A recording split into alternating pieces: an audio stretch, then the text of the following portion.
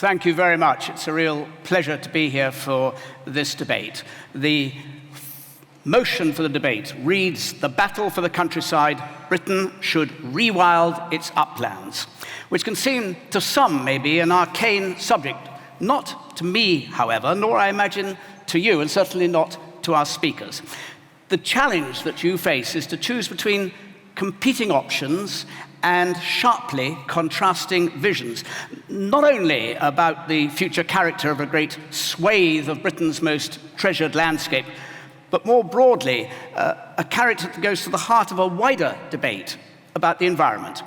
We'll hear about growing threats to biodiversity, about the role of farming, prospects for tourism, about local livelihoods and agricultural subsidies, about deep-rooted communities and cultures, about heritage, and, of course, about landscape and beauty. In short, the debate is about a number of very important dilemmas that are delineated, if you like, in the uplands, but have much wider significance for all of us who have a care for the future. Now, to the format. You've already voted on the motion when you came in, and in a moment we're going to hear the opening speeches from our four principal speakers. After that, I'll announce the result of that first vote in which you've just participated. Then it's your turn, your questions, which I am sure will generate further debate between our panelists, our speakers.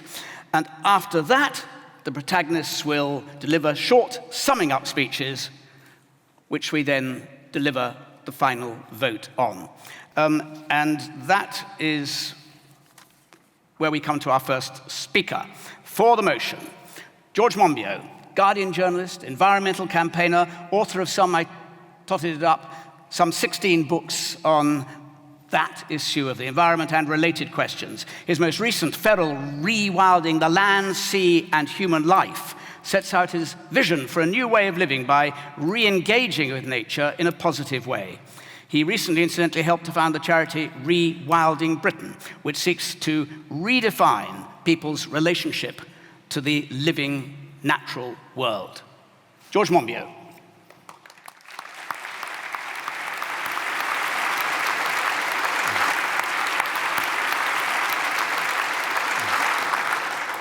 Thank you. If you take a look at a satellite map of Britain and Europe, you'll see something very peculiar. In the rest of Europe, you'll see more or less what you would expect to see, that the lowlands, where the soil is good and the climate is benign, are farmed, and as a result, they're mostly treeless. And the uplands, where the soil is poor and the climate is harsh, are generally forested, because it's not worth farming there. You look at Britain, and you'll see something very odd. The lowlands, as you would expect, are largely bare, but the uplands are even barer. Above about 200 meters, trees are a rarity here. As a result, while the European average is 37% tree cover, in the UK, it's 13%. The places where you would expect to find the great wildlife refuges, the functioning ecosystems, are almost completely stripped of what was once there. There are many parts of the British uplands where you can walk all day and see a few crows and a couple of pipits. Is this because of geography, because of altitude, because of climate? Not at all. Our uplands were once covered in a rich mosaic of habitats dominated by temperate rainforest, teeming with wildlife. Now they're stripped, depleted of soil, depleted of their water holding capacity so that the rain flashes off, causing floods downstream, depleted of wildlife, but also spectacularly depleted of human life. Our uplands are among the emptiest parts of temperate Europe because the activities there do not support anything but a handful of jobs and very poor income. Something very strange has happened in this country. What is it? And the answer, bizarrely, is taxpayers' money. The reason for the difference between Britain and Europe is that the European Union, bizarrely and disgracefully, pays people by the hectare for owning land. The more land you own, the more you get paid. It's about the most regressive redistribution of public money on Earth today. And on the whole, in the rest of Europe, land holdings are relatively small. Average land holdings in the UK are much bigger than the European average. As a result, you can make a living by harvesting subsidies. And that, by and large, is what is going on in the uplands. When you look at an upland landscape, what you see is what appears to be sheep farming. But in economic terms, the sheep are ornamental. The actual industry is collecting public money. Sheep farming everywhere in the uplands, in fact, all hill farming in the UK, makes a loss. It cannot pay for itself because the climate is so harsh, the soil is so poor, that productivity is remarkably low. According to my estimates, which are the only thing going at the moment because there's no official figures and no academic figures, sheep in the uplands of Britain occupy roughly 4 million hectares. That's more or less the same amount of land as all the arable and horticultural land in Britain. And yet they produce 1% of our food. That 4 million hectares, incidentally, is more than twice the area of the entire built environment. All the towns, the roads, the airports, everything. Sheep in this country have done more ecological damage than all the building that has ever happened here. They are a fantastically effective means of scouring the land. They seek out tree seedlings. It's their favorite food. They then seek out all the other edible plants, leaving behind the coarse and wiry, unpalatable grasses. And in doing so, they empty the ecosystem of its richness, of its diversity, of the habitats that the animals and the other plants make use of. It's not just sheep, in fairness. Those parts of the uplands that aren't sheep-wrecked are trashed by grouse shoots or by overstocked deer, doing very similar things. And the pity of it all is that this incredible swathe of destruction is employing such a pitiful number of people. People who desperately need decent livelihoods, people who desperately need to be able to stay on the land. In Rory's Lake District, the average age of farmers is now 58 and rising rapidly. The young people aren't sticking with it because even with the £3 billion of subsidies we're paying, they cannot make a decent living. And this is before Brexit. Are we going to continue after Brexit to pay £3 billion a year for environmental destruction? The equivalent of the NHS deficit? Somehow I doubt it. Things are changing. They're changing already. And I say let's embrace this change and make a virtue of it. And make a virtue of it through rewilding. The mass restoration of ecosystems, not in all the uplands by any means, but in some large areas. Making wonderful, thrilling places that we can step into almost on our doorsteps to experience the magnificent encounters with wildlife and ecosystems that we currently travel halfway around the world to have. And what examples all over Europe, from the Danube Delta to the Fagarash Mountains in Romania, to the Dehesa of Portugal, to the Velebits in Croatia, wherever you look, rewilding is employing more people and generating more income than the traditional industries that were there before. It's bringing back not only a resurgence of wildlife, but a resurgence of human life. And the schools, and the shops, and the chapels, and most importantly, the pubs that were closing before are reopening. Communities are coming back to life on the back of a nature-based economy, because what you discover all over the world is that people will pay, and pay well, to engage with nature and to have magnificent experiences. And everywhere in these places, we see a great resurgence of wildlife guiding, of rangers, of bed and breakfast, of catering, of transport, of all the associated activities. Because this is something without even any subsidies can actually provide decent employments. It repeoples the land as well as rewilding the land. The two things go together. Rory made a charming video just a couple of days ago saying it's going to de-people everything. The sheep is the biggest agent of dispossession there's ever been in the British countryside. It drove the Highland clearances. It drove the enclosures. In Utopia, Thomas More says, "Your sheep that was wont to be so mild and tame and so small eater is now, as I hear tell, become so great a devourer and so wild that it swallows down the very men themselves and eats them up." And what he was talking about, thank you very much. On behalf of Thomas More, I thank you. What he was talking about was the enclosure driven by the wool industry, which still to this day has left the countryside empty of people. Why don't we see this? Well, perhaps because of 2,500 years of ovine propaganda, beginning with the pastoral poetry of Theocritus in ancient Greece, picked up by the Roman poets, picked up by the Elizabethan poets, Spencer, Marlowe, Shakespeare, and the rest, picked up by the Romantics, and now every Sunday night on BBC TV. If the BBC was any keener on sheep, it would be illegal.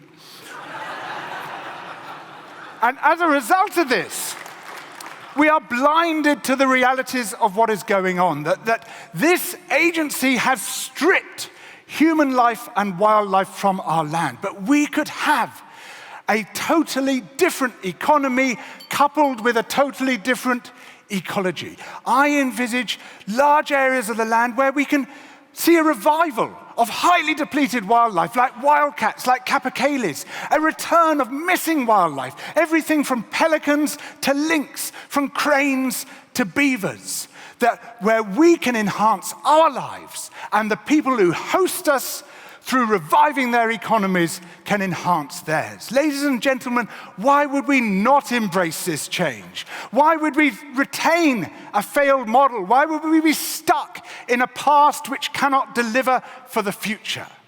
I ask you to approve the motion. Thank you.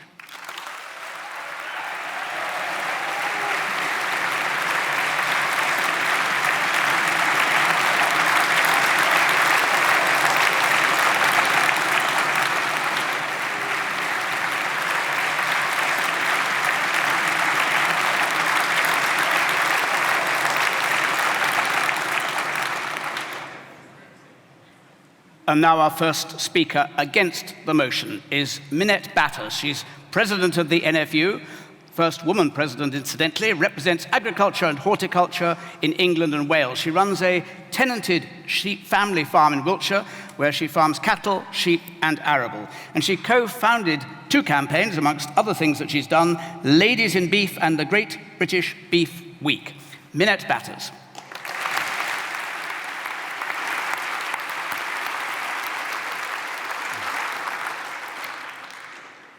Well, I just want to start by thanking you so much for inviting me to speak here tonight. Many of you will have seen there's been a lot of engagement on Twitter about why is this event taking place in London. I actually think it's really good to have an event like this in London. I think we need to see far more of the countryside coming to the town, engaging, showing what we are doing. But I'm very much the odd one out here tonight because I hadn't realized that Rory had actually written a book.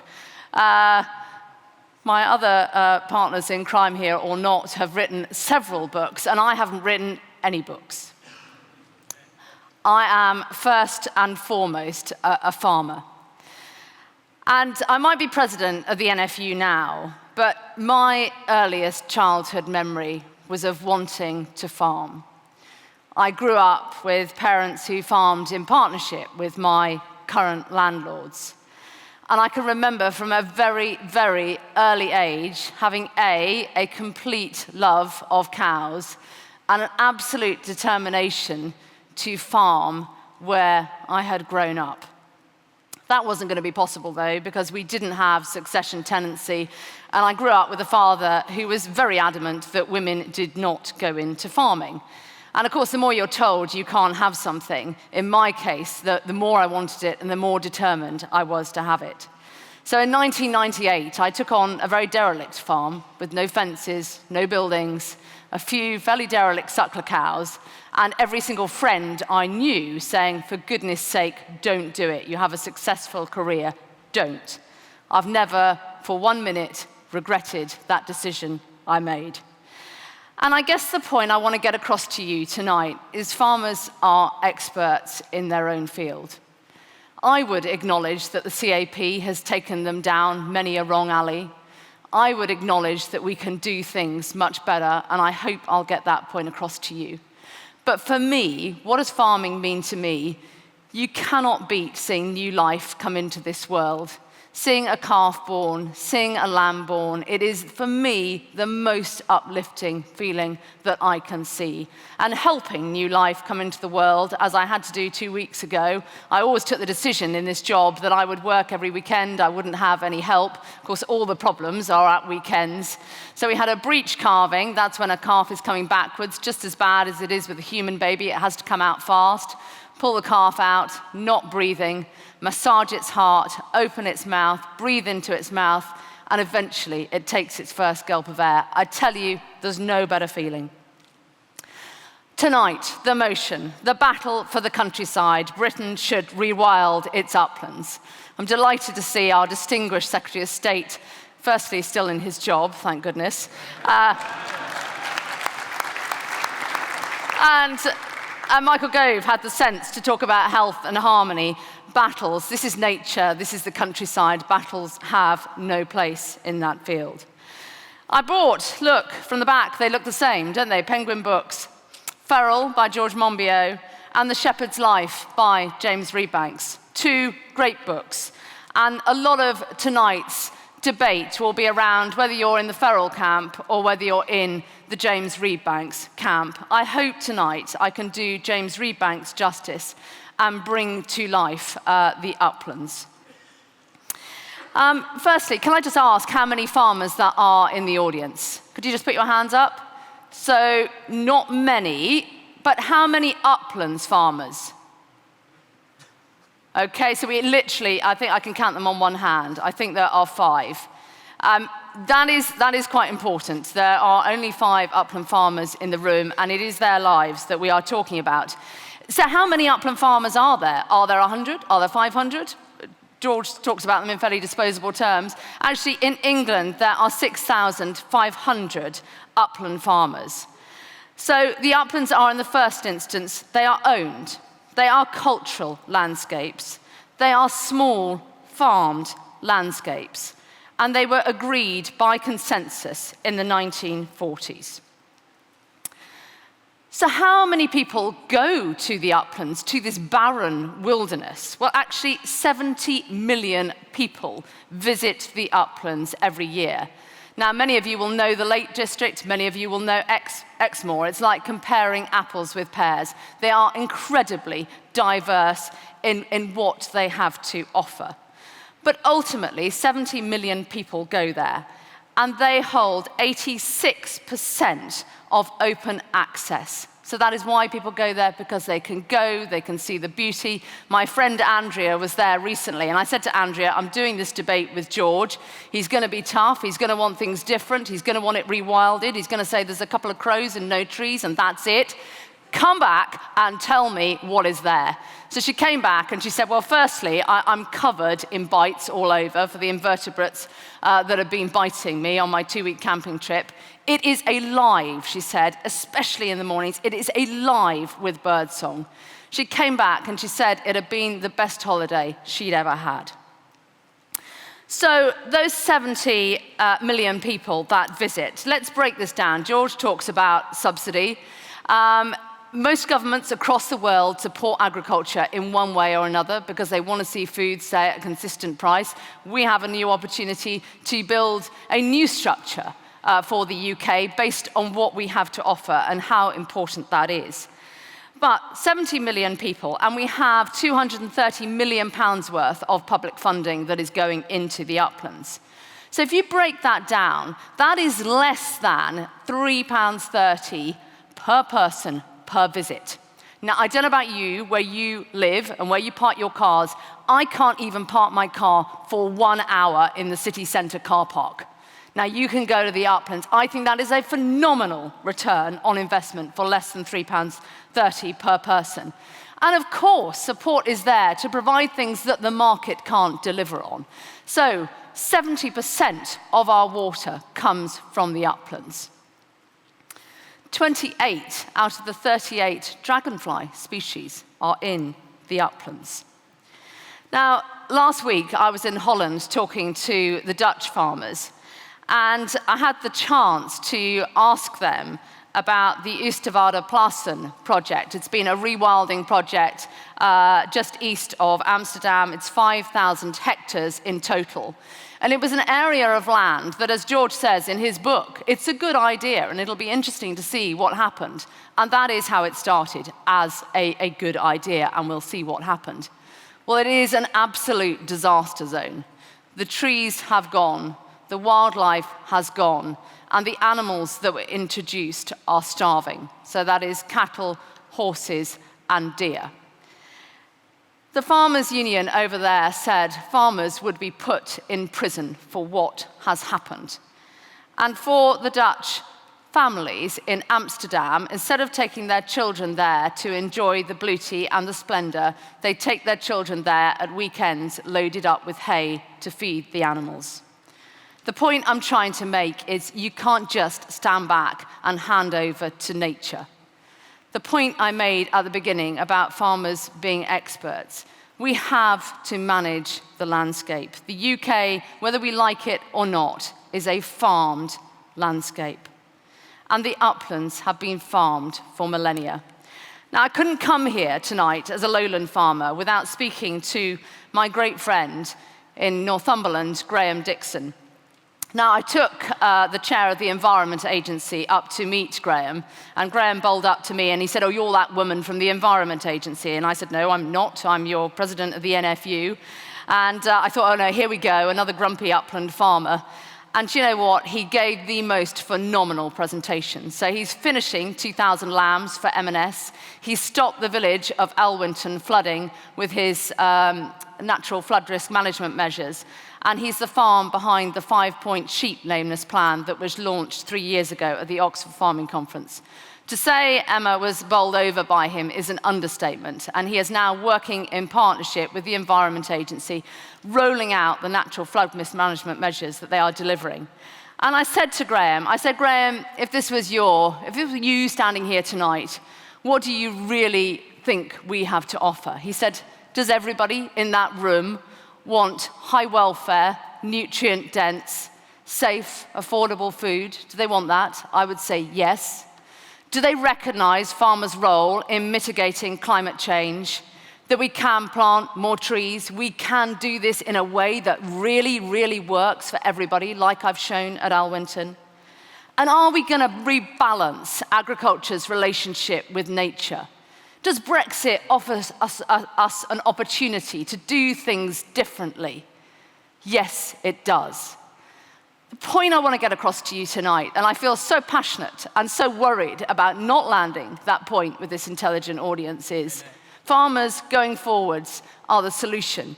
And I absolutely urge you to oppose this motion tonight. Thank you.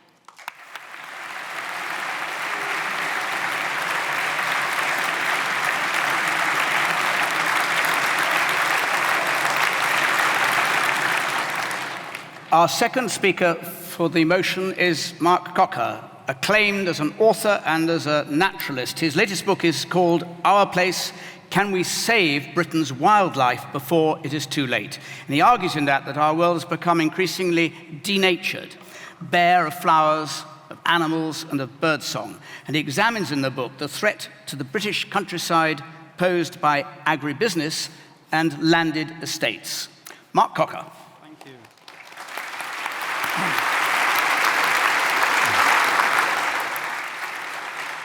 Ladies and gentlemen, I just want to say a word about George Monbiot. He sent me that speech, and I cannot believe he memorized the entire thing off the cuff and quoted accurately Thomas More's Utopia. But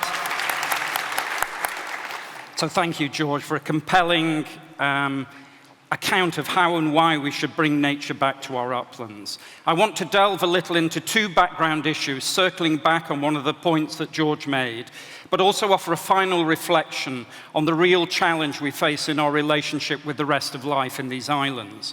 But first, I want to reiterate that it's perfectly reasonable for us here to debate the matter in the heart of London.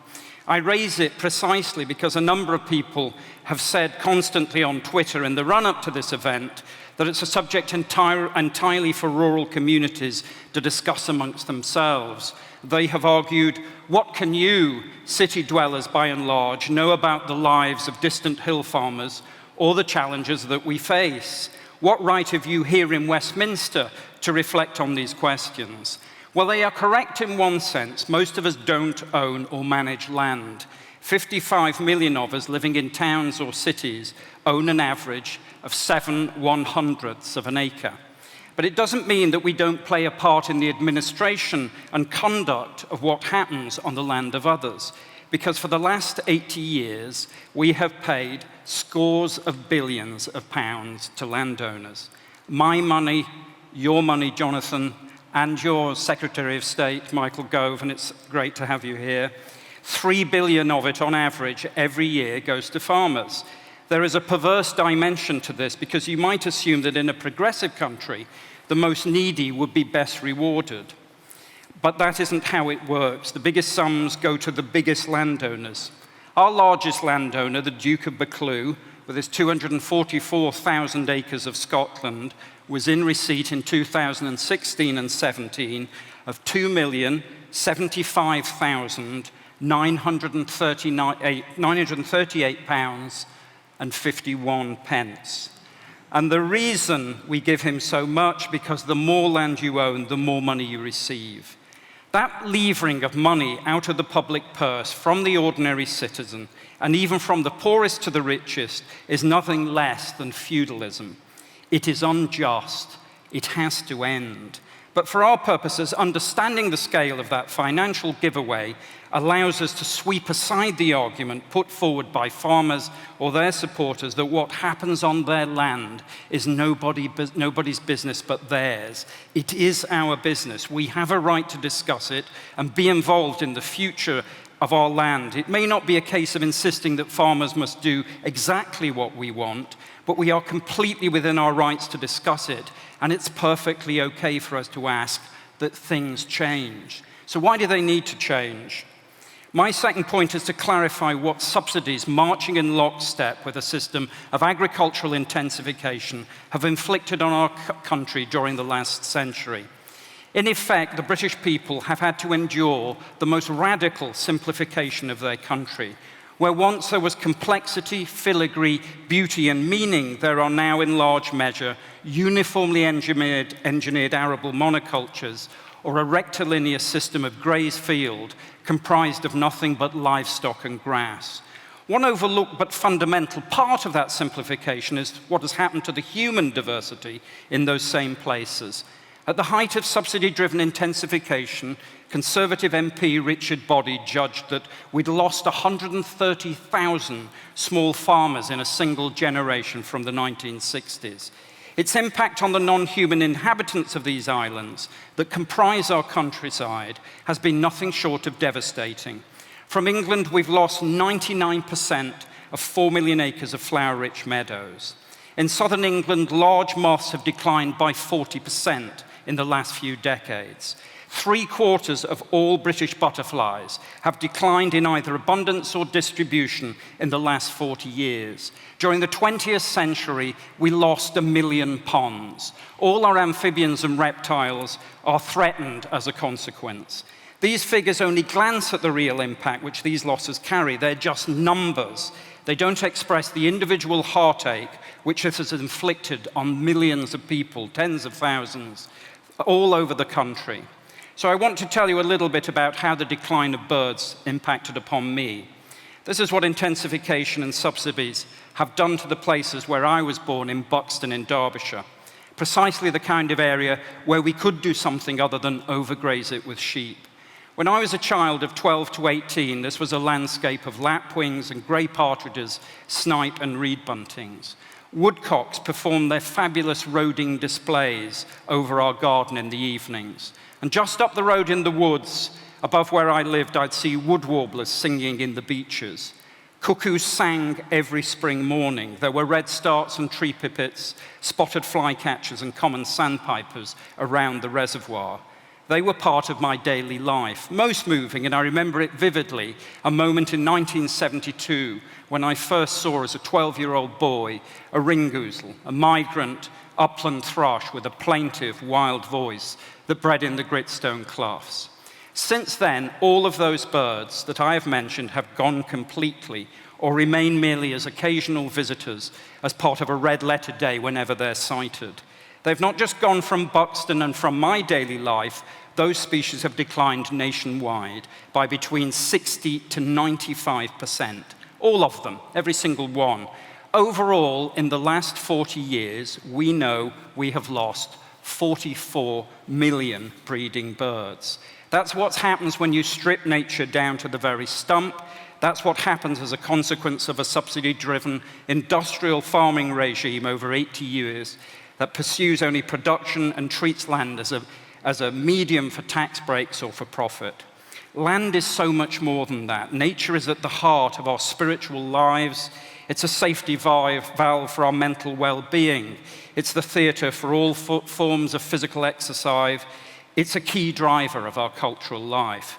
Place, our special places, are at the heart of our sense of identity. Nature is part of our daily joy. These are the things it does for us, other than provide food, which is absolutely essential, of course. But it also provides home and life for 50 to 80,000 other species than our own. They have a right to live here too. Plants, trees, mosses, ferns, frogs, toads, bees, butterflies, moths, spiders, birds, mammals, fungi, liverworts.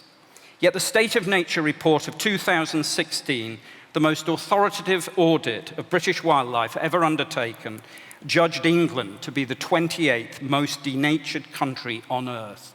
How bad does it have to get before our opponents admit that things cannot go on? It is time to put something back into the land other than ourselves.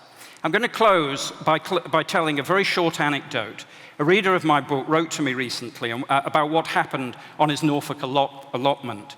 Many species of plant and associated insect pollinators, like the disturbed habitats associated with hand-dug crops, and the organic allotments are great for wildlife. This chap had some wildlife-friendly plants on his allotment, and he received a letter from the allotment committee telling him that he had to trim and spray what they called weeds on his plot, and if he didn't comply, they would take the plot off him and use his deposit to spray it for him. This leads me back to our motion about rewilding the uplands. We can forget the reintroduction of wolves and the conversion of sheep pasture to climax woodland if we can't even allow a little bit of space for a few flowers. Important and full of extraordinary potential it may be to rewild our uplands, it is not enough. It is only a part of the picture, because what we need is something more fundamental that takes account of wolves and allotment flowers alike. We need more of the 50 to 80,000 species which share these islands with it.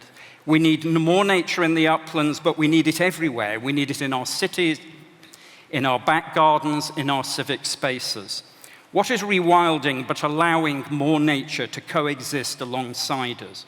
We should realize that real rewilding is not something that happens out there, only in remote bits of the countryside far from here. It is something we can all do and share. It is a further reason why we should hold a debate here, because it is as relevant in this place as it is in Rory's Cumbria. So when you vote for it tonight, recall that it's something in which you can and should participate. And if you're not willing to do it on your patch, then don't expect upland farmers. I have faith, however, that you will share my contention that we cannot go on as we have. We have to change. And we must restore nature to this denuded country. If we don't, we will rob future generations of what it means to live fully in connection with the rest of life. I ask you to approve the motion.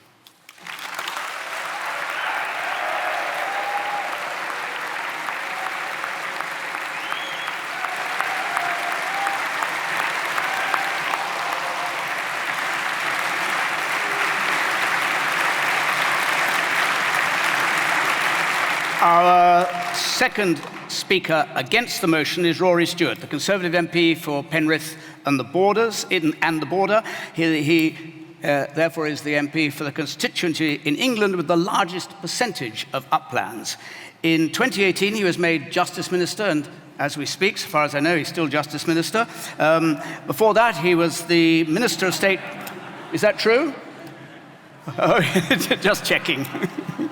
Before that, he's Minister of State for Africa, and before that, he was Minister for the Environment and Rural Affairs at DEFRA. Indeed, after the awful floods of 2015-2016, he was the flood envoy for Cumbria and Lancashire, overseeing the recovery efforts there. He is passionate about the borderlands between England and Scotland, which you can discover if you read his book, The Marches, A Borderland Journey Between England and Scotland, his most recent book. Rory Stewart.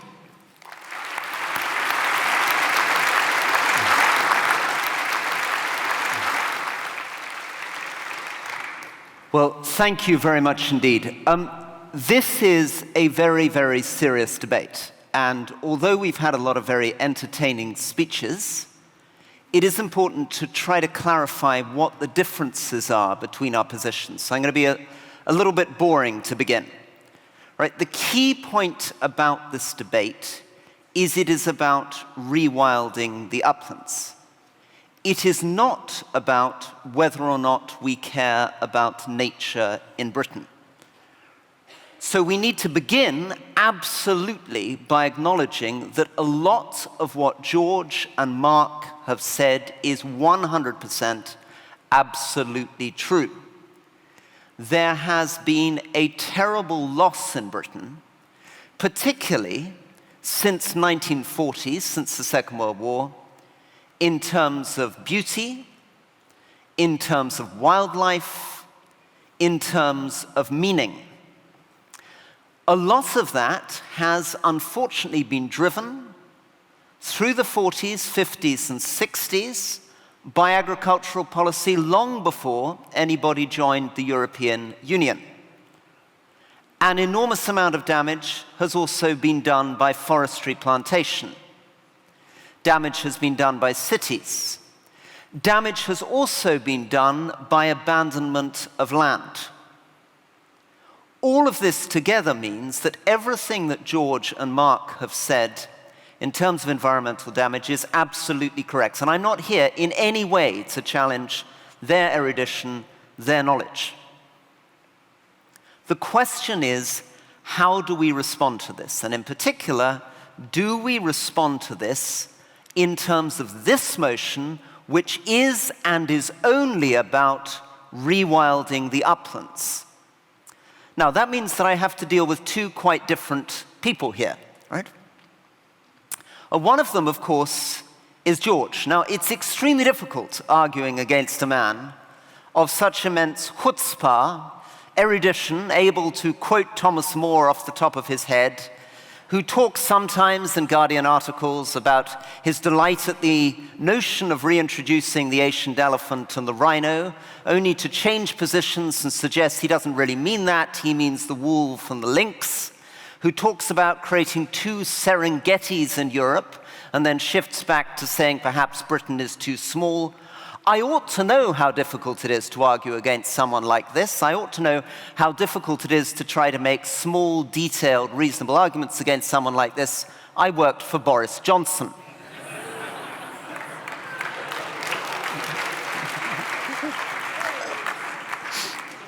Now, Mark, on the other hand, is making a different kind of argument.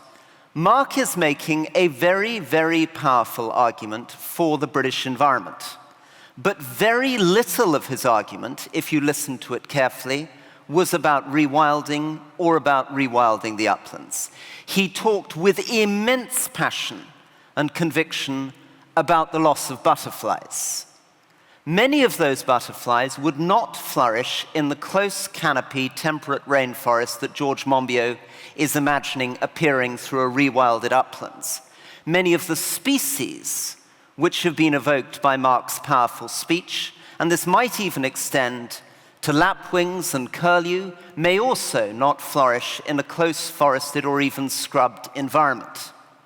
It's also true that much of the loss that he's talking about in terms of ponds, and a lot of the arguments he's making around industrial agriculture, simply barely apply to the uplands of England. That industrial architecture, enshrined in the agriculture, I quote the words that he's using.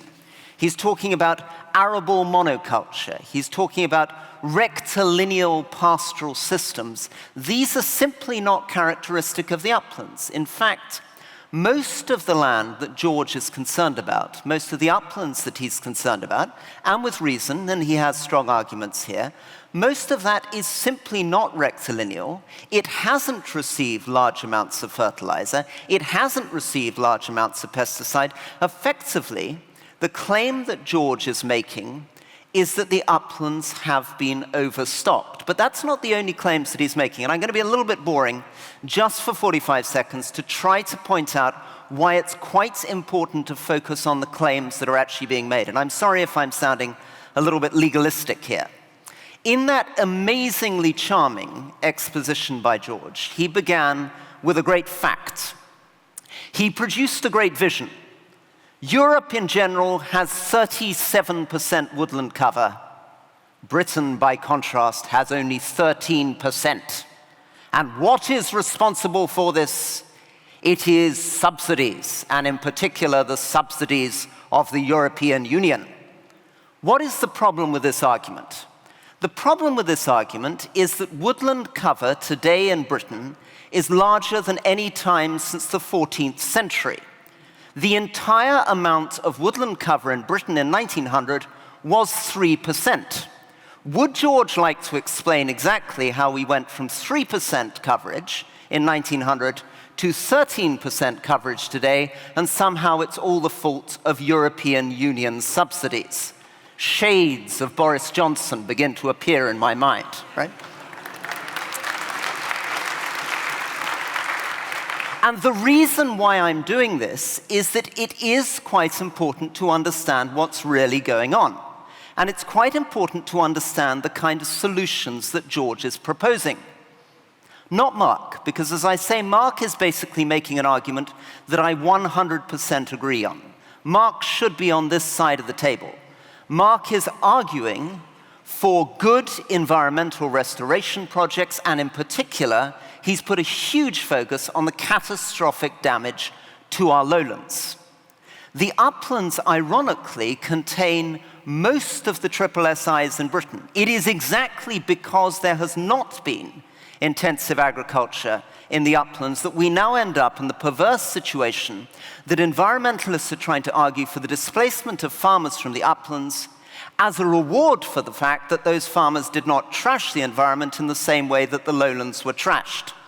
Instead of turning around 180 degrees the basis of George's argument, George has stated in a Guardian article, 2013, that there are 3 reasons why we should concentrate on the uplands. Number 1, it is unproductive land. Number 2, that it is far from cities. And number 3, that it is sparsely populated. Those are exactly the 3 reasons why we should be focusing on environmental projects in the lowlands.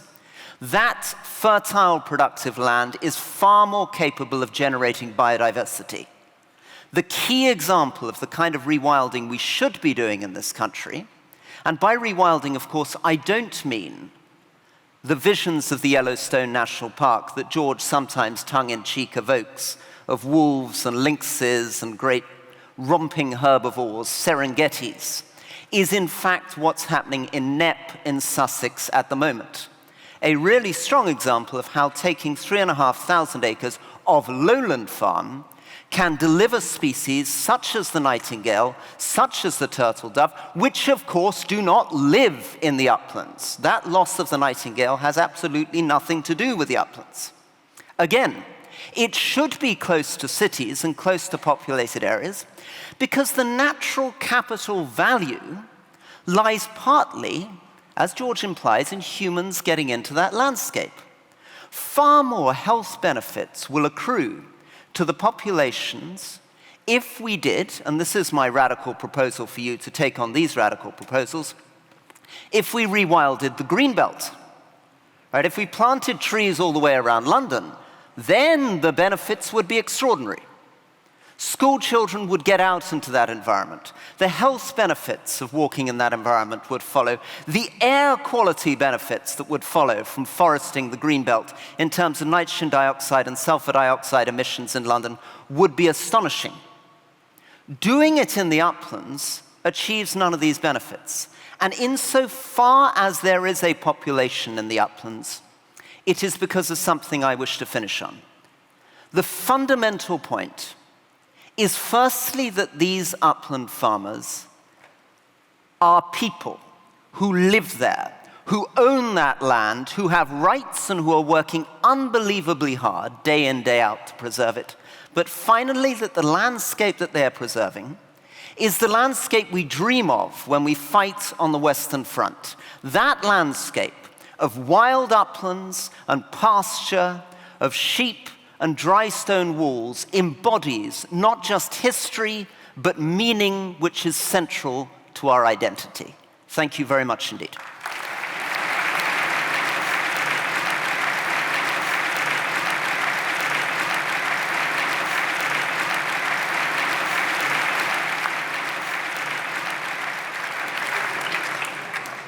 You've heard the principal arguments for and against, and in a moment, it's your opportunity to raise any questions that you like with our speakers.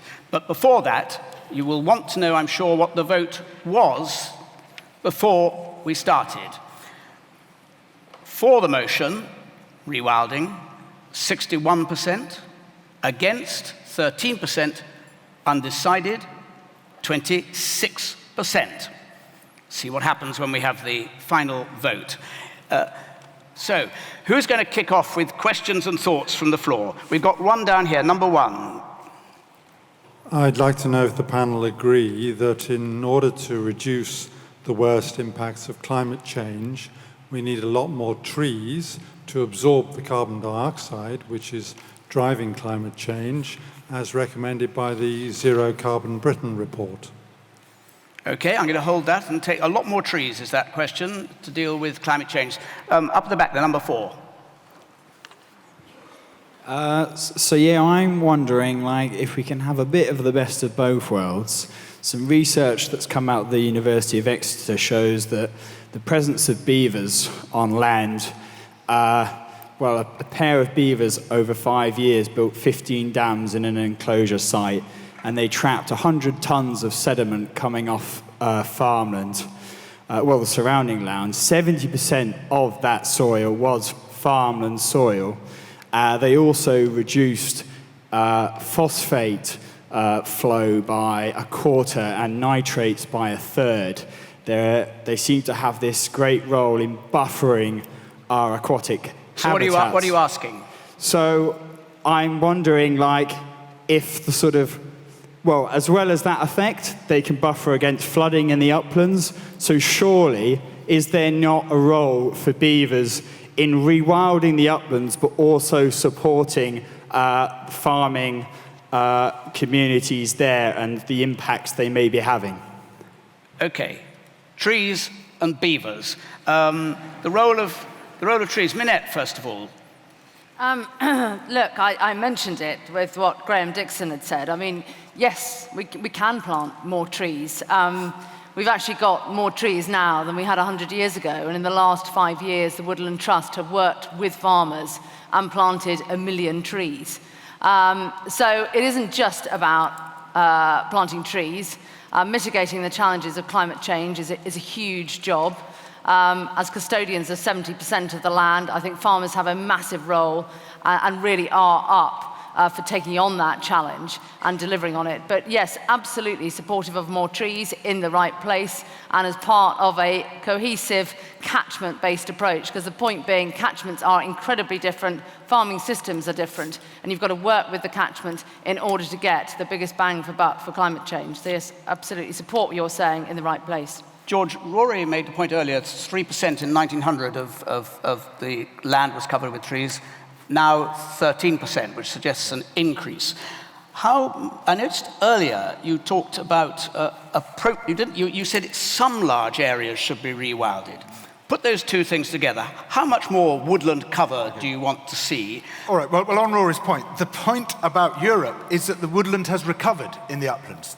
Most of European countries were also bare, and there's been a massive woodland recovery. You go to Slovenia, you go to Italy, you go to Switzerland, you go to so many European countries, you will see forests where there were not forests before 100 years ago. That has not happened here, and it's happened for the reasons I outlined. What percentage would you get to if you get your way? Well, You've rewilded these huge areas. I would like to see at least 10% of the British uplands become rewilded. And I'm not talking about a blanket rewilding by any means, but this is the most appropriate place for trees to grow because you're not displacing fertile land which should be used for growing food. And while I would love to see more trees in the green belt as well, I don't want to take vast tracts of good food-producing land out of production. I want to see it in the places where it makes no sense to be farming because you produce so little. Rory, pick up on beavers, the role of beavers in protecting. So let me just come back on George.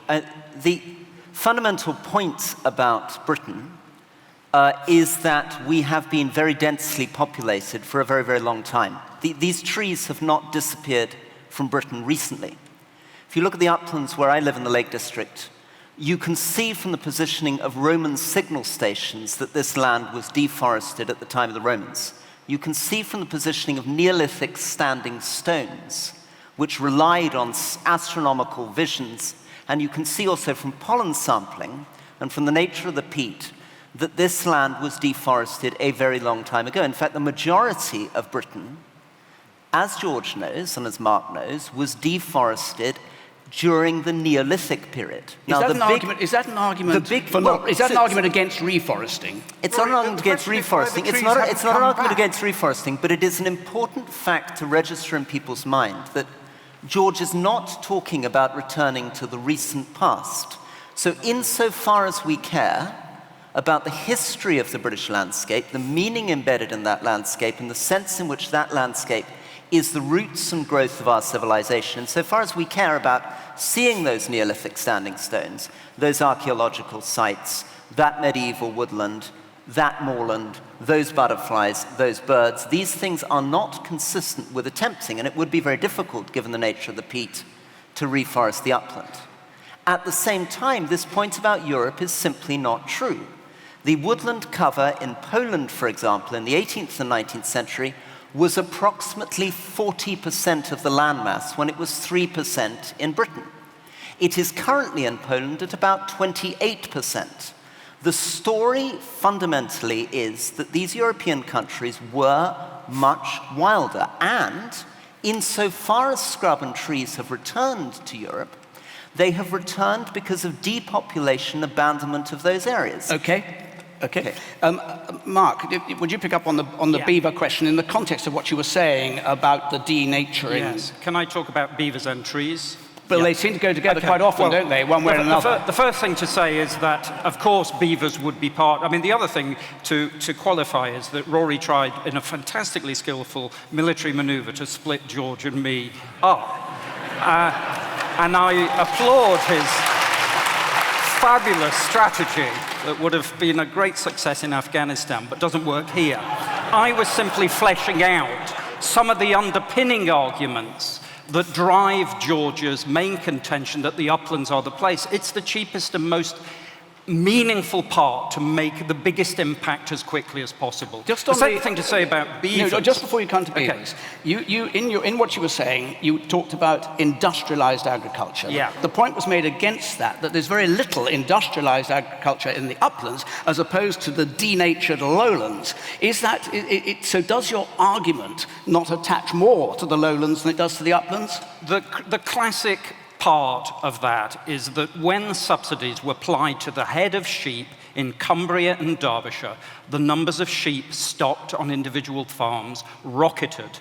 And that was because the subsidy paid per sheep just increased the coffers of the sheep farmer. And so it was just subsidy-driven profiting, regardless of the quality and the impact on the land. So I think it was subsidy-driven if it wasn't industrialization. Okay, but to beavers. Beavers. I mean, one of the interesting things is that beavers, we have been trying cautiously to reintroduce beavers. I think it's a fantastic way in which we could manage more sustainably our riverine environments. One of the interesting things is that the major drag on beaver reintroduction has been the deep caution of farmers. And understandably, they're conservative people, but we need to awaken that these things can be incredibly profitable on a whole range of things, such as climate change, sediment control, flooding, etc., etc. So yes to beavers. And the other thing to say about trees.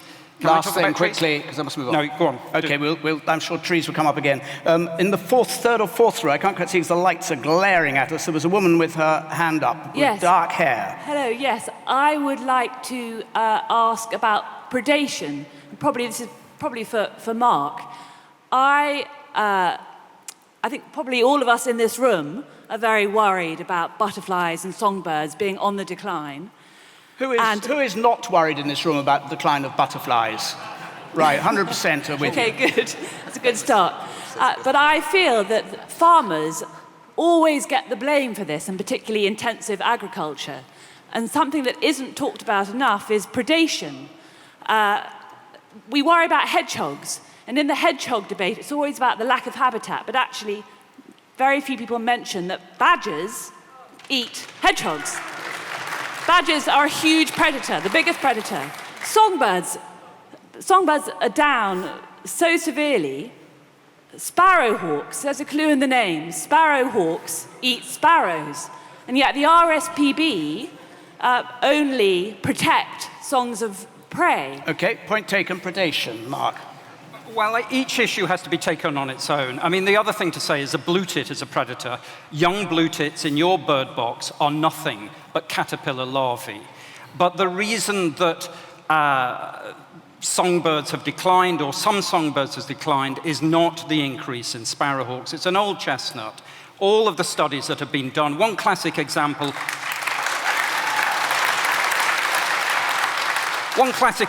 is the blame put on magpies for the loss of songbirds. What they found was that where magpies had exponentially increased in numbers, so had the songbirds as well. They have lived side by side for tens of thousands, millions of years. And of course, some localized impacts of predation are very negative, but they aren't the problem themselves. Minette.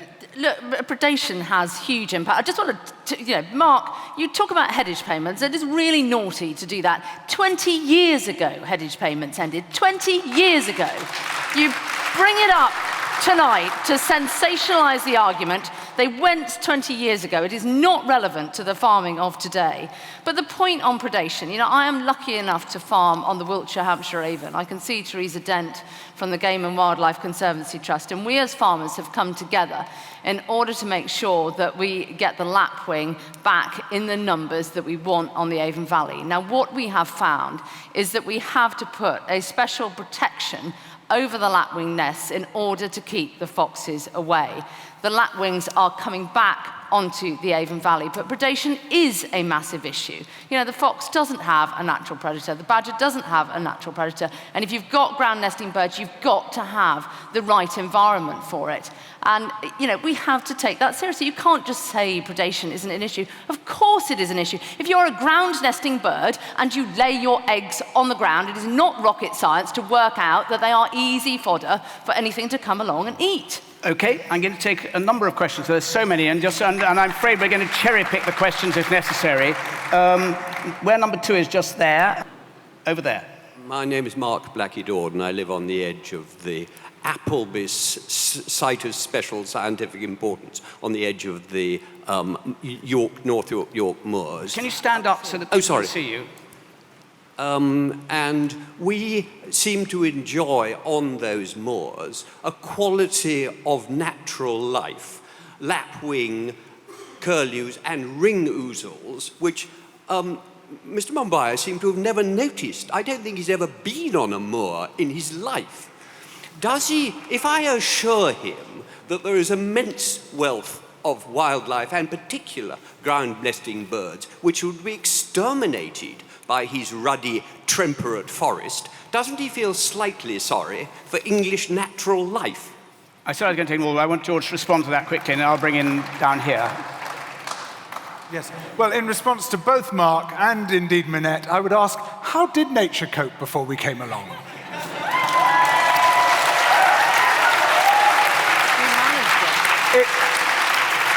It must have been in a pretty dire state before human beings turned up to look after it. George, we managed them, and all the wolves you talk about, they were managed. They were managed? How were they managed before human beings turned up? Okay, I'm going to go... go on. No, I can answer the question that George poses, and you'll know the answer, having read Firrell. How did nature manage before we turned up? He tells us it managed on the basis of giant herbivores. He points out he thinks that the blackthorn is designed to deal with the elephant. He talks about Serengetis. He talks about apex predators, and indeed the answer is you have a trophic system. The idea about a trophic system, if you want to go to the rewilding theology here, is it comes from the Yellowstone National Park. It's about cores, corridors, carnivores. So nature managed in this place when there were about 100,000 humans living on this island, which was at about the time of the Mesolithic period. Okay, we're going to stop take the question from number 1, and then if I take that, and then take the question from number 4, and then we'll carry on. Yeah, my question is really about the hypocrisy of national policy and the way we all debate about elephants and rhinos in the wild. We currently have British troops in Malawi. We've got a new fund going over to protect elephants. So we're essentially guilty of conservation colonialism, Mark III, in that we're telling farmers in Africa, or people in Africa, they can't take that land, they can't kill these elephants, but yet we have not got our shop back in order in the United Kingdom. So surely we need to find better policies in order to get the UK wildlife back in order before we start going and lecturing countries overseas. And we'll take the question from up there, number 4, just in the middle there. Hi, hello. So we've heard a lot about the cost-benefit analysis of responsibly restoring or responsibly stewarding land. And I accept that it's probably the role of a responsible government to triage public money in terms of where they spend it in the first instance. I just wonder, I'm really conscious of the quote from John 10:10 above the thing, and I just wonder where the space is and also what the mechanisms are for preserving species biodiversity for other than human reasons. Sorry, where the spaces are? Where the space is and what the mechanisms are for preserving species biodiversity for reasons other than human use, and also for purposes we know not which we may need in the future. And over there, where number 3 was. I'd just like to make a point to both sides of the panel about trees, this obsession with trees. We have woodland, and we're also keen on rewilding and learning more about it. But close canopy forest is not the native way of Britain. That is why it was 3% in the past, it's more now. But close canopy tree cover does not help rewilding or biodiversity. In fact, there are various trees that can't be supportive in close canopy tree cover, like oaks, who need big open spaces. What we need is wetlands, meadows, to stop having lawns in our gardens and allow grasses to grow that will provide havens for all this other wildlife from the bottom up, insect life, and straight through. Okay. And predators, there's no way to say that predators are something you can get rid of. It's part of it. Okay, thank you. I want to pick up, the one I think we might pick up on is this biodiversity question, because what comes into the mind is that there are a number of different species that need to be protected in a number of different ways. So it's partly the question of the space that is available, and partly the question of what is required to protect biodiversity in a society where we also grow food. Who would like to start on that? Why don't you start, Mark? I'd like to say something, which is that when we were in the back room, we were getting on really, really well. I was slightly upset when This Minette... is before Rory compared me to Boris Johnson. When Minette started shouting at me about subsidies, which I'll answer later, Minette, but you'll understand what I was meaning. But the critical thing here is that this is a binary structure. It's a debate between two sides. The tragedy of this kind of process is it cannot get at the complexity of ecosystems. And truthfully, you know, the lady mentioned the issue of predators. Well, and the gentleman mentioned the issue of his moor being great for lapwings and et cetera, et cetera. Predators are a problem. We have large populations of foxes. They are causing enormous damage to some species. We can't find a simple one-size-fits-all solution to ecosystem issues because they are, by their very nature, incredibly complex. Language itself, the linear structures of human thought, struggle to convey how these systems work. So truthfully, we need to be more flexible and attentive to each other's arguments. Do you take the view that if we were more attentive rather than more adversarial, as it were, when I say we, the protagonists in this debate, that you could have some wilding in the uplands, some upland farms that have a biodiversity as well, some lowland farms that have the same. Is it compatible? Because your main assault was on industrialized agriculture. Well, is it compatible with the production of food on large-scale farms at relatively, take into account the subsidies, relatively low cost? Well, what I would say is that the cheapest deal we have is to increase our biodiversity, to fulfill our own human needs as spaces for agriculture, but also for recreation, etc., spiritual, cultural needs. The uplands are the cheapest deal on offer. But truthfully, what we need is something everywhere. And there are different arguments in different places. I mean, look, I violently agree with Mark. I'm not making a joke when I say that he's on our side. There are very small points of difference. One of them is it's simply not true that in natural capital terms, the uplands are the cheapest land. If you look at the full natural capital value of lowland land, I took the example of the green belt around London, in terms of its potential for biodiversity, its potential for air pollution, its potential for recreation, its potential for human contact, the value of that land in natural capital terms makes it a much, much better deal than upland land. But the more fundamental point, which I think we keep edging around, is that land in Britain is contested. We're a very densely populated island. We are more densely populated than India. Right? That's one of the reasons why this is under so much pressure. So we have to weigh up biodiversity, which is under serious threat, alongside food production. So to answer this question about hypocrisy, we need to think not just about how much food we produce, but how much food we consume. And unless, like George, you become a vegan, if you continue to eat sheep, but you just drive those sheep off the British uplands, all you're doing is pushing the environmental damage onto somebody else's country, right? Those same sheep are out there, they're eating up somebody else's country, their methane is going up into the air and destroying the climate from somebody else's country. And the final thing is, let's not lose sight of meaning and history in this debate, because that human landscape is as precious as Westminster Cathedral. You know, there's so many more. Very quickly, George. Rory is so right. We do need to stop eating sheep.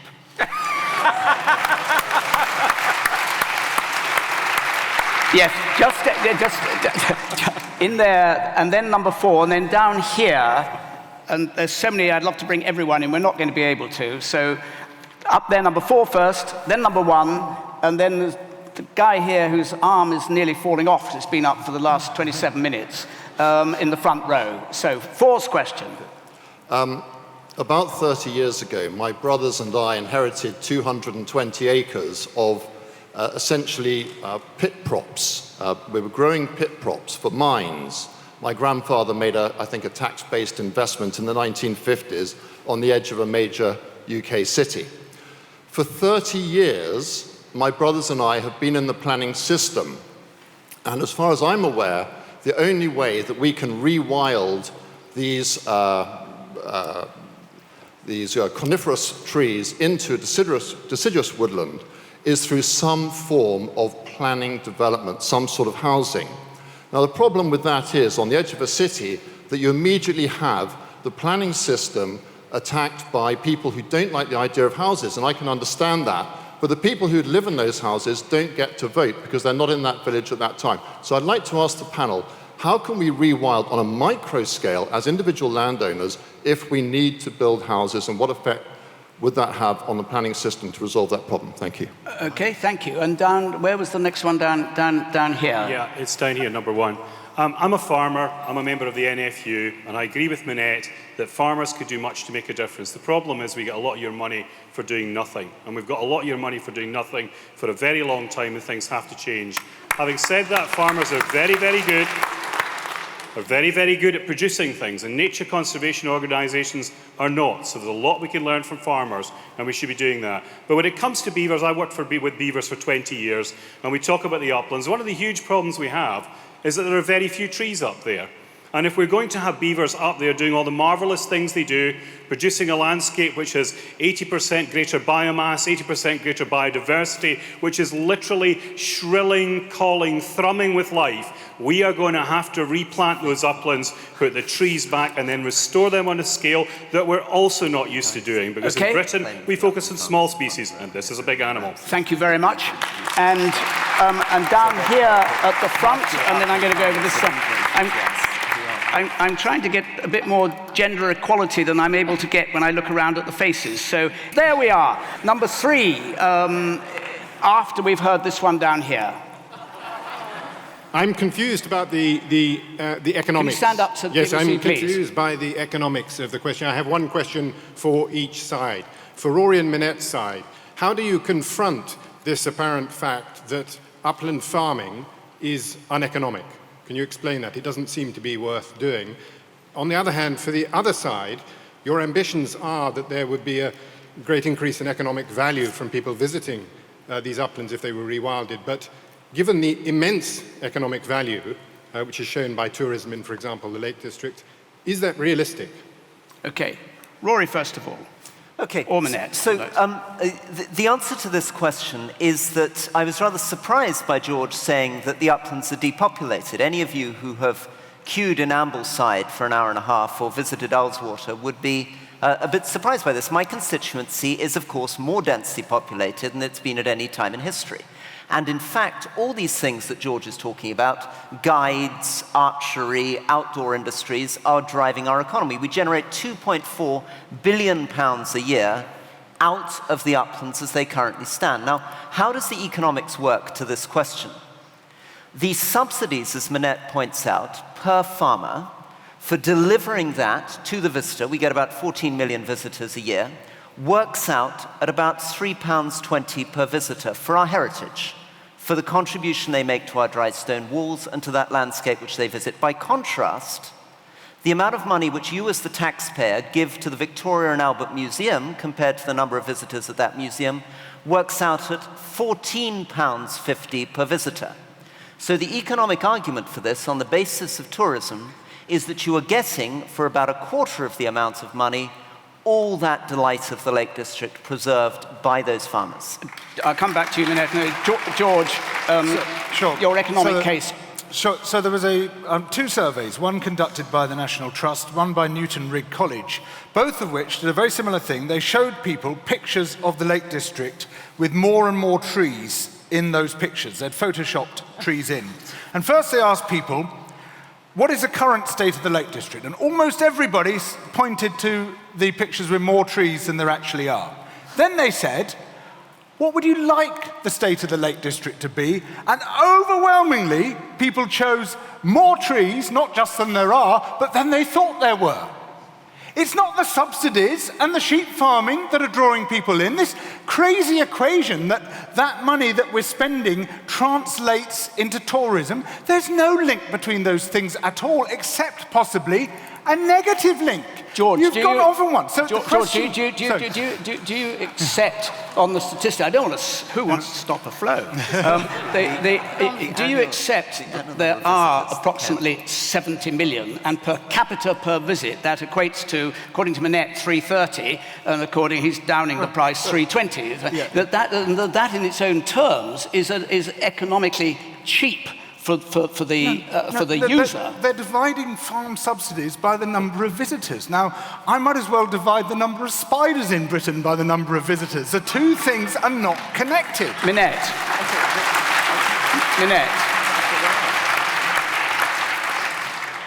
Look, George talks about photoshopping trees on. That is like going to my children and say, look, you can Photoshop more and more and more sweets. Do you want that? Well, yes, of course they're going to say yes. Yeah, you can't just, it is an insult to our landscape to say that you can Photoshop it and give an accurate picture of what is going on, George. And where does your evidence case come from? Is that you sitting down at the family table saying, does this Photoshop look better? Does this one look better? Does this one look better? Where have you engaged with to find that?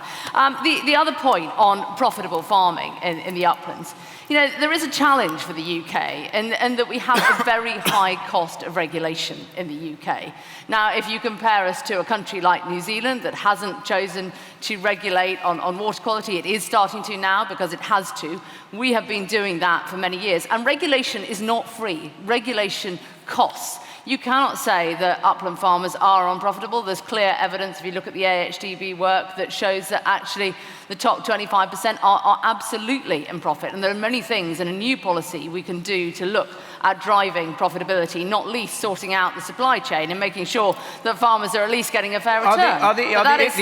Minette, are the income figures that one reads suggest that the upland farmers 12,000 a year income, way below the minimum wage? It is a very challenged way of life in places because it is very prescriptive as to what you can and can't do. So your average upland farming business has got 28 breeding cows and 330 approximately breeding ewes. So those are not big farming businesses. Those are small farming businesses. Sheep numbers have declined a lot in the last 20 years since the days that Mark was talking about. Yeah. But ultimately, many of these things can be changed. But as I said to you, and it is an important point, if farmers could achieve a fair return from the market, then actually they would need no support at all. But the uplands is providing... A fair return from the market means pay more for your sheep meat, effectively. Well, above a cost of production price. If you're producing anything below the cost of production, you will lose money. But the uplands also provides a vast amount of things that the market doesn't pay for. So this is very much what Michael Gove is focusing on. And we've got to look to the future. These two keep harping back to the past. I'm going to pause there. I'm about to come to a halt, but I'm not going to come to a halt before I go to the very patient woman who's sitting there when you've got a microphone. Thank you very much. You've really nicked the microphone. Well done. Julia Aglenby, Chair of the Uplands Alliance, and we bring together farmers, conservationists, academics, and government. And we have 5 components of a healthy uplands, and one of them is investment in return for public benefit. And what we really resent is that we should rewild the uplands because it's cheap. That's a really bad argument. The reason why upland farms are, as George would say, unprofitable, is because we don't pay for the goods that they provide. And if we were to pay properly for the goods that the uplands provide, then we would find that we would get much better public benefits. We all know that the cap has not been great. We all would like to restructure it, but we do need to pay properly, and those who provide most should receive accordingly. You've provided food for the thought, as it were, of our speakers who are going to sum up. So we're going to leave your thought there. I think you had 5 thoughts you wanted to give us, but that one, I'm afraid, is the only one I got time for. I'm sorry. We move to the point where it would be great if we could go on, but we have to pause. We come to the point of the final vote on the motion. To remind you of that, the battle for the countryside, Britain should rewild its uplands. Just a reminder, if you have already made up your mind, tear up your voting slip in 2 and put either for or against in the ballot box. If you haven't made up your mind, perfectly respectable position, put the whole card in the box. And very soon I will be able to tell you how you voted, but the ballot boxes are or should be coming round. We start off in 2 minutes to sum up their cases in reverse order from how we started. So we start against the motion. 2 minutes. Rory Stewart. So fundamentally, it's important to weigh up, I feel, all these very strong arguments about biodiversity with an important understanding of who upland farmers are and what that landscape is. And I really do appeal to those of you in the audience who visited the Lake District. Could you stick your hands up if you visited the Lake District, right? Okay. Thank you. So I'm speaking to an audience that knows this landscape. Many of the things that make it so precious, and I may be speaking just personally because this is what I look out of my bedroom window, those dry stone walls, yes, the lambs in the spring, yes, the mosaic of different fields, yes, the Neolithic standing stones, yes, the remnants of the Roman occupation, but above all, a sense of thousands of years of our own identity. It's not simply that 40% of Lake District farmers carry Viking DNA in their veins. It's that those pollarded ash trees in Borrowdale were pollarded first by the Vikings. There's very little of that left in Britain. We've lost it in the lowlands, by and large, and unfortunately in the Highlands of Scotland, we've lost it almost entirely, and I speak as somebody who comes from the Highlands of Scotland. Right? I come from an area that looks at valleys which were once populated by small farms of exactly the sort that you can see today in the Lake District. You can see the remains of the dry stone walls. You can see the abandoned farmsteads. You can see the loss of all the evidence of pastoral and agricultural life. We only have it left in the uplands. It's a rare, precious, fragile survival. As I said, something as precious to us as Westminster Abbey should be. Something that we should be conserving and preserving, which is why I beg you, if you are focusing on environmental projects, please focus on the Highlands of Scotland, where there are huge spaces for pursuing exactly the restorations of the Caledonian forest that George is talking about, an area where, incidentally, the number of visitors going to see that forest is about 1/14 of the number of visitors going to see those Lake District hill farms. And please invest in the lowlands. Please restore, as they have in Knepp, those lowland areas rich in biodiversity, close to cities, which populations can visit, which contain our most precious species, and allow that last, fragile, rare element of our national identity in the uplands to survive for generations to come, because if you don't, you can see today in New Hampshire, you can see today in the Pyrenees what would happen if it's lost. Once it's gone, those shepherds, those farms, those dry stone walls are gone forever.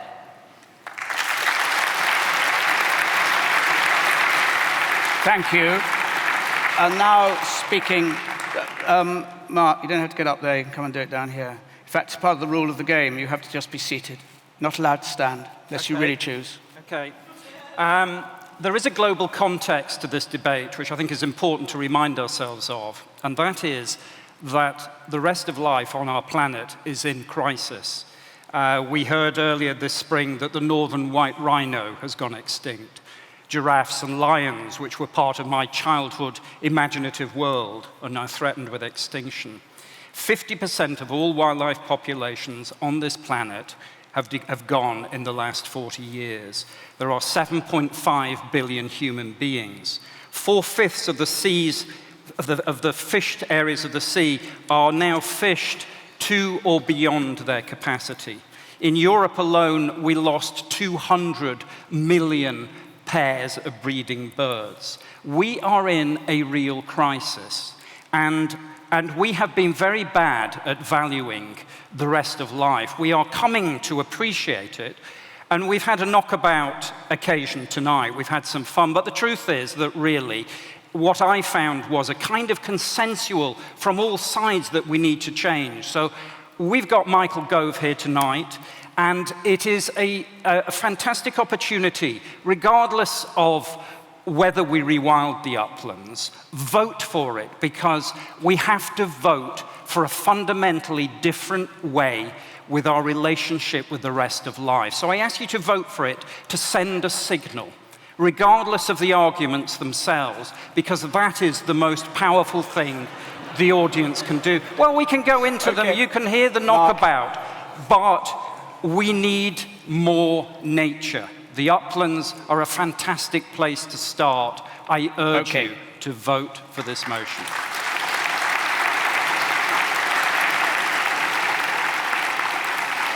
And now the final words against the motion, Minette Batters. Well, regardless of the argument tonight, Mark, you just said, I think the argument is everything tonight. And you talked of giraffes and rhinos. I'm not sure what place they hold in the uplands. I want to remind you of what I said about the Oosterbladen project in Holland. It started as a nice idea. It started with a debate very much like this. And it not only destroyed lives and led to very long and protracted deaths, it has also made the Dutch government come out and insist that within the next 12 months, that 50% of those animals are culled. So be very, very careful tonight about the decision that you make, because that was a nice idea that went very, very badly wrong. Now, I do definitely feel very much the odd one out. I think we've ascertained that I can carve a cow, I can save a lamb's life, I can do many things that my fellow panelists can't do. I haven't written a book, and I can't probably speak as well as they do.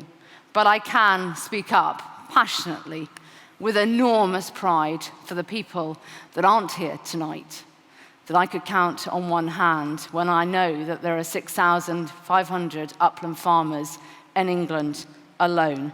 I also know, and I want to finish by reading one paragraph. If you haven't read this book, please read it. James Reed Banks, "The days when we walk the sheep back to the fowl are the best moments of my year. There is nothing like the feeling of freedom and space that you get when you are working with the flock and the dogs on the common land." We can do this differently. This is not about harping back to the past. This is about building a new relationship with agriculture and nature. This is about planting more trees. This is about farmers' role in mitigating climate change. This is about producing nutrient, high welfare, healthy, safe food. We are an island nation with 65 million people. Vote for the farmers tonight. They will rise to the challenge. Give them the chance. Please vote for farmers and oppose the motion that is put by two people that, with the best will in the world, their incomes are reliant on writing Armageddon stories that attract great soundbites.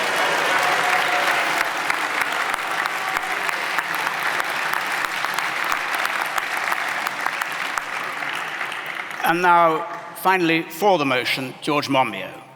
Well, it was very decent of Rory to call for the Highlands of Scotland to be rewilded. He might have forgotten that they number among the uplands of Britain. So I would like to thank him. I would like to thank him for conceding the motion. Now, look, I don't object at all to people farming sheep if they want to farm sheep.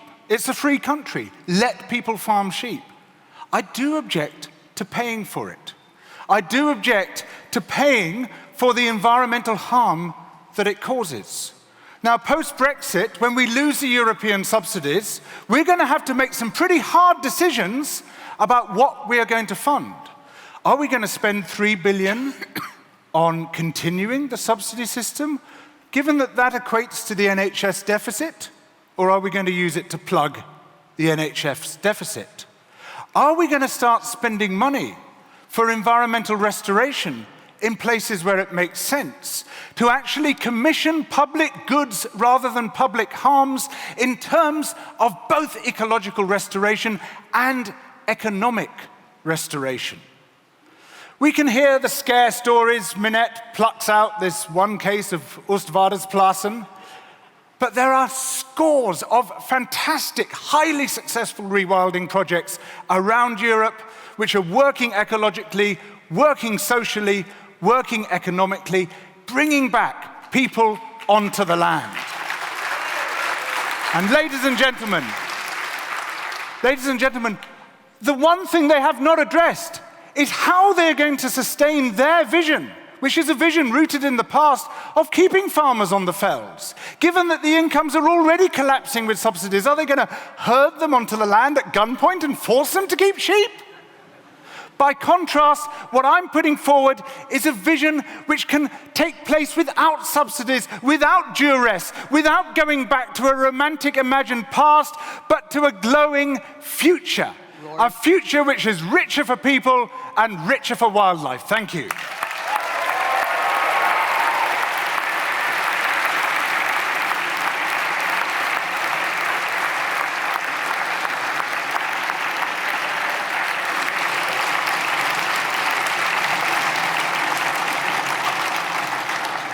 And now I can give you the final votes. You will remember before, when you came in, 61% were for the motion, 13% were against the motion, 26% were undecided.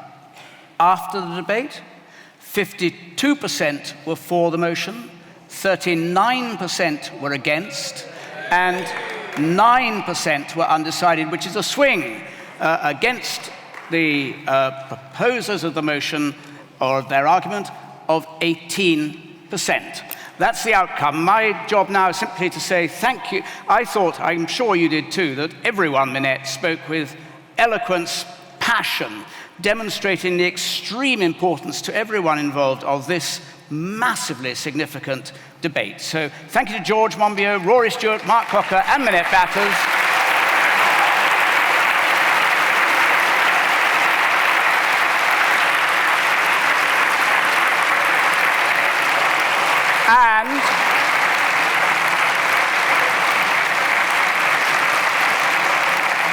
And finally, on all our behalves, thank you yet again to Intelligence Squared. Good night.